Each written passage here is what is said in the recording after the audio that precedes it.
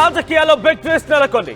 ఇటీవలే అటు వైసీపీ పార్టీకి రాజ్యసభ సభ్యత్వానికి రాజీనామా చేసిన విజయసాయిరెడ్డి షర్మిలతో చేతులు కలిపారా అంటే ఇప్పుడు అవుననే సమాధానం దొరుకుతోంది.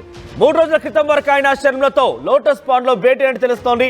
సుమారుగా 3-4 గంటల పాటుగా షర్మిలతో మాట్లాడారు. ఆయన షర్మిలతో చేయి కలిపి ఆయన ముందుకు వెళ్ళాలనుకుంటున్నారా, లేదంటే జగన్మోహన్ రెడ్డి ఆయనని చెల్లెలతో సయోధ్య కుదుర్చేందుకు ఆ పని అప్పగించారా? అసలు విజయసాయిరెడ్డి షర్మిల భేటీకి మధ్య చాలా ఉత్కంఠ రేపుతోంది. 3 రోజుల క్రితమే ఈ భేటీ జరిగింది, కానీ చాలా ఆలస్యంగా వెల్లోకి వచ్చింది. 2-3 గంటల పాటుగా ఇద్దరి మధ్య భేటీ జరిగినట్టు తెలుస్తోంది.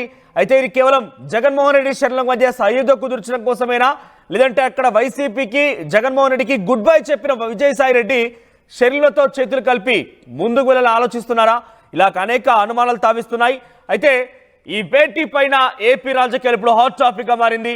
విజయసాయిరెడ్డి నిర్ణయం ఏంటి, విజయసాయిరెడ్డి షర్మిలతో ఎందుకు భేటీ కావాల్సి వచ్చింది? ఇది కామన్ గా జరిగేటువంటి భేటీ అయితే ఈ సమయంలో రాజీనామా చేసినటువంటి ఒక 2-3 రోజుల్లోనే ఈ భేటీ కొంత ప్రత్యేక సందర్శించుకుంది. సో షర్మిలకి రాజకీయ సలహాదారుడిగా కూడా ఆయన కొనసాగుతారనే ఒక చర్చ అయితే ప్రారంభమైంది. షర్మిలతో కొనసాగాలని విజయసాయిరెడ్డి నిర్ణయం తీసుకున్నట్టు తెలుస్తోంది.